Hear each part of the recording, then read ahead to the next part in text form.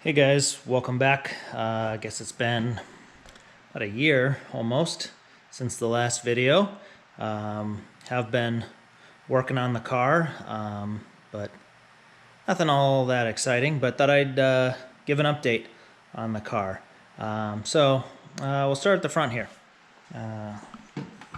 Let's see, here's where we're at. Looks pretty much the same. I think the only difference from last time is we had power steering hooked up before. Got rid of that. The car is lighter in the front than a stock Supra.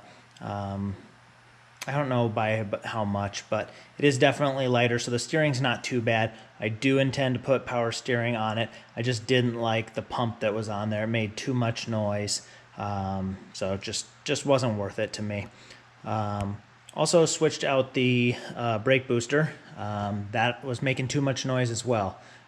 So we went to a Tesla iBooster off a Model S and added the proportioning valve there because we were locking up the front tires pretty badly.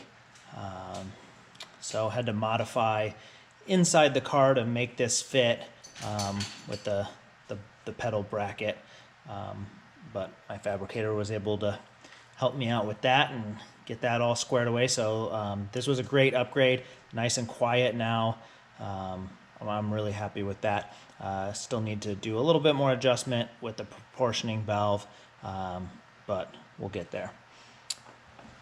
As you can see, we are getting ready to paint the car. So we've been doing the body work, sanding everything down, fixing all the issues that I had. The wide body kit finally showed up. I was able to get this through Bulletproof. They ordered this through Varis. They're the US dealer for Varis. So they brought this in for me, and it's I think they're 30 millimeter front over fenders. Side skirts, and then I think, if I recall correctly, the back fenders are 55 millimeter over fenders. So finally got the wheels tucked in on these temporary wheels. And then we did a Twin Z design diffuser, probably a little tough to see, and used to have an opening for an exhaust, but I fiberglassed that all in. Hey buddy. Let's see what we got going on inside here. Inside's kind of a mess right now. The projects I'm working on currently, I was gonna do fiberglass door panels. I want to clean up the inside. It's a little too rough for what I want. I want it to be a little bit nicer. I was going to do fiberglass door panels, but I ended up finding some carbon fiber ones. And I just have too many things on the project list, so just decided to order those in.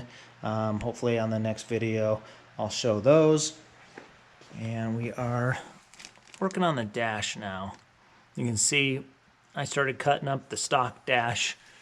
Don't crucify me, it was already cut before to fit the cage. So I just continued to cut it to use it as a template. But I want to be able to clean this up a little bit, make it a little bit more streetable. Not too much, but I'm thinking right now fiberglass dash, and then having some sort of screen in the center, something like a Tesla has or an iPad, something along those lines. And then where the instrument cluster is, having an AEM CD7 or CD5, whatever I can fit there, and it'll keep everything pretty clean. I hated this old one that I had here. It looked, I don't know, it looked tacky to me. So I'm gonna redo all that. Let's see, nothing really different back here. Like I said, we're just getting everything ready for paint. We're gonna weld in all the extra holes here, the antenna. I'm gonna fill in the gas door here. Most of these kits always look like this because the gas door that's provided with this body kit doesn't really fit in here in a way that the gas door seems to open nicely. So I've always kind of wondered why when I see these fenders on Supras, why everybody has this indentation in here like this that, you know, just looks like it doesn't belong. But we're going to go ahead and glass over that. I think you know that currently the charge port is in there. I think I'm going to move that back here. I'm going to move some stuff around back here. I'm hoping to put my kill switch, move that over here, mount parachute right here, and then put the charge port right here, and then I'll redo this bracket on a hinge that kind of like an old muscle car where they hinge down, or maybe hinge up, probably have to hinge down to charge or hit this. So that's the plan. It's going to be a ways off until I get to that. But I'm really happy with this body kit. It fits really nicely. It was a bit of a wait to get this. It took a lot longer than I had hoped, and it kind of put my schedule off a little bit. But man, it's nice to have parts that fit properly without cutting them and messing with them.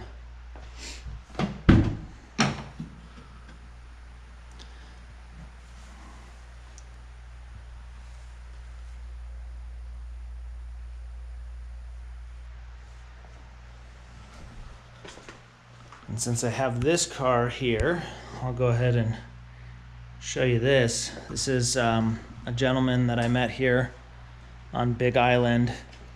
Bought this vehicle from Z Electric and enjoyed it for a little bit, and then it had an issue charging. He couldn't get it to charge. He had to go out of town, let it sit for about 6 months, and unfortunately it destroyed the batteries. So he asked me to take a look at it, and like I said, unfortunately the batteries were destroyed.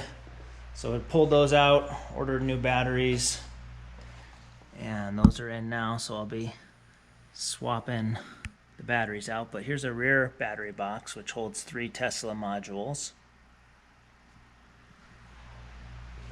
And then this front box holds 2 Tesla modules. So I'm hoping in the next couple days to get this car all squared away. There's one of the old modules, and here's the new modules. I'm balancing that pack right now, and hopefully get them put in. So color wise on this car, we're gonna paint it what I think is the best color. Gonna have it match this car. Maybe a little weird to have 2 green Supras, but I love this color. So that's what it's going to be. And this drive unit, this is another performance large drive unit. The hope is